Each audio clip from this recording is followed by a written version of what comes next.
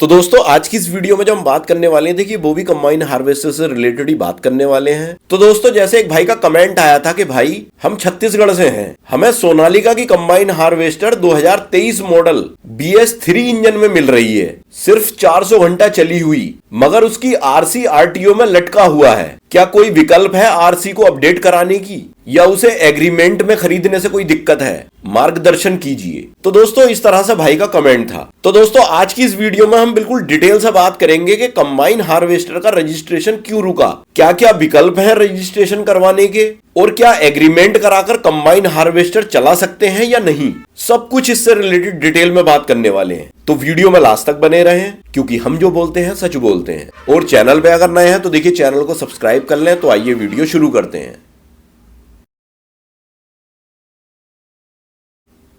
तो दोस्तों जैसा भाई ने कमेंट में बोला कि सोनालिका कंबाइन हार्वेस्टर है 2023 मॉडल BS3 इंजन में, और उसका रजिस्ट्रेशन RTO में लटका हुआ है। तो देखिए दोस्तों कंबाइन हार्वेस्टर में BS4 इंजन 2023 से मैंडेटरी कर दिया गया था। मतलब कि कंबाइन हार्वेस्टर का जो अब नए रजिस्ट्रेशन होंगे वो BS4 इंजन के साथ ही रजिस्ट्रेशन होंगे, BS3 इंजन का रजिस्ट्रेशन बंद हो गया था। तो उस टाइम पे जिन कंबाइन हार्वेस्टर कंपनीज के पास BS3 इंजन का स्टॉक था, तो उन्होंने जल्दी जल्दी उस स्टॉक को खाली किया, क्योंकि देखिए BS4 के आते ही BS3 का रजिस्ट्रेशन नहीं हो पाता। तो देखिए मेरे ख्याल से तो इस कंबाइन हार्वेस्टर का जो रजिस्ट्रेशन रुका है वो इमिशन स्टैंडर्ड के चक्कर में ही रुका होगा, क्योंकि जब तक इस कंबाइन हार्वेस्टर के पेपर RTO ऑफिस पहुंचे होंगे तब तक BS4 इंजन आ चुका होगा, और इसी वजह से इसका रजिस्ट्रेशन रुक गया। तो अब भाई जैसे इस कंबाइन हार्वेस्टर को परचेज करना चाह रहे हैं, तो मेरे हिसाब से तो देखिए पहले भाई को कुछ पेपर चेक करने चाहिए, जैसे उस कंबाइन हार्वेस्टर की मैन्युफैक्चरिंग डेट क्या है,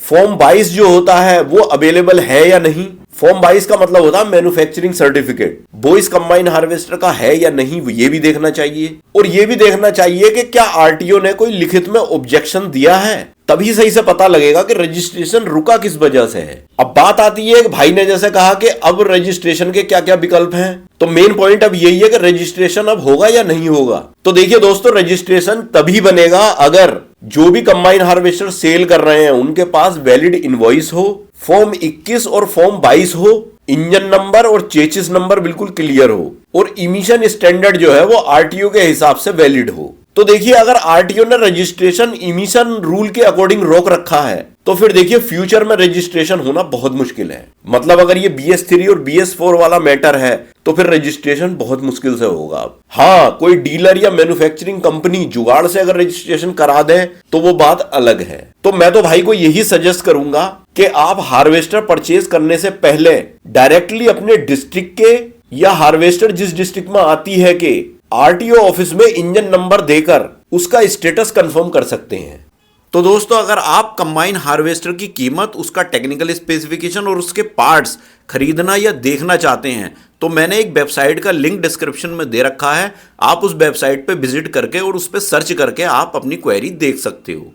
अब बात आती है क्या हार्वेस्टर एग्रीमेंट के बेस पर, मतलब सिर्फ एग्रीमेंट से खरीद कर चला सकते हैं? मतलब जैसे भाई ने बोला कि हम एग्रीमेंट करा लें और फिर चला लें, तो क्या इससे कोई दिक्कत है या नहीं है? तो देखिए दोस्तों सिर्फ एग्रीमेंट से कंबाइन हार्वेस्टर परचेज करना आपके लिए रिस्की हो सकता है, क्योंकि देखिए एग्रीमेंट सिर्फ एक समझौता होता है, रजिस्ट्रेशन नहीं होता। सिर्फ एग्रीमेंट कराने में बहुत सारे नुकसान हैं, जैसे आपका लीगल ओनरशिप स्ट्रांग नहीं होगा, मतलब आप उसके मालिक स्ट्रांग तरीके से नहीं होगे। इंश्योरेंस क्लेम में दिक्कत आ सकती है, जब RC नहीं होगी आप एग्रीमेंट करा लेंगे तो इंश्योरेंस भी आप क्लेम नहीं कर पाएंगे, क्योंकि इंश्योरेंस क्लेम भी जब ही होता है जब रजिस्ट्रेशन होता है गाड़ी का। फिर देखिए पुलिस चेकिंग में भी प्रॉब्लम हो सकती है। मान लीजिए गाड़ी कहीं पकड़ी जाती है तो रजिस्ट्रेशन नहीं होगा, आप एग्रीमेंट दिखाते रहिए, कोई भी उससे एग्रीमेंट से फर्क नहीं पड़ेगा, कंबाइन हार्वेस्टर आपकी सीज हो जाएगी, क्योंकि रजिस्ट्रेशन मैंडेटरी होता है। फिर देखिए अगर आप उस पर लोन करा रहे हैं या उसकी रीसेल कर रहे हैं, आप उसे बेच रहे हैं, तब भी दिक्कत होगी जब रजिस्ट्रेशन नहीं होगा। तो मतलब खाली एग्रीमेंट से काम नहीं चलने वाला।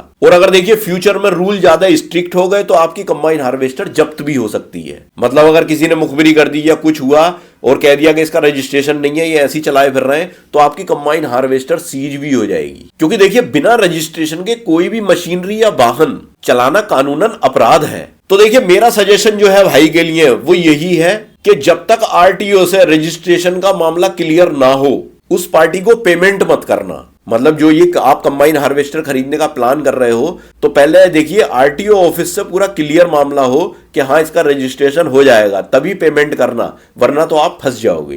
तो उससे जो है, जो ओनर है कंबाइन हार्वेस्टर का, उससे बोले कि रजिस्ट्रेशन करा के दो, तभी हम इस कंबाइन हार्वेस्टर को परचेस करेंगे। या फिर वो आरटीओ से रिटन में क्लैरिफिकेशन लेकर के आए, मतलब जो इस कंबाइन हार्वेस्टर का ओनर है वो वहां से क्लैरिफिकेशन लाए कि हाँ ये रजिस्ट्रेशन हो जाएगा, तब तो फिर ले सकते हो आप। और इंजन के इमिशन नॉर्म्स को भी कंफर्म करें बिल्कुल कि कहीं ये BS3 इंजन की वजह से तो अटकी हुई नहीं है, तो फिर इस कंबाइन हार्वेस्टर को आपको लेने में नुकसान हो जाएगा। तो फाइनली दोस्तों इन सब पॉइंट्स से जो कंक्लूजन निकल करके आता है वो यही निकल करके आता है कि देखिए रजिस्ट्रेशन बनने का 100% अगर श्योरिटी नहीं है तो सिर्फ एग्रीमेंट से मशीन लेना सही नहीं है। तो दोस्तों आई होप कि भाई के सारे डाउट्स इससे रिलेटेड क्लियर हो गए होंगे। मैंने 1 बाय 1 सारी चीजों का भाई को जवाब दे दिया है। तो बाकी दोस्तों इससे रिलेटेड किसी भी भाई की कोई क्वेरी हो या सजेशन हो तो मुझे कमेंट बॉक्स में कमेंट कर सकते हैं, और चैनल पे अगर नए हैं तो देखिए चैनल को सब्सक्राइब भी कर लें। तो मिलते हैं इसी तरह की किसी नेक्स्ट वीडियो में, तब तक के लिए थैंक यू, बाय।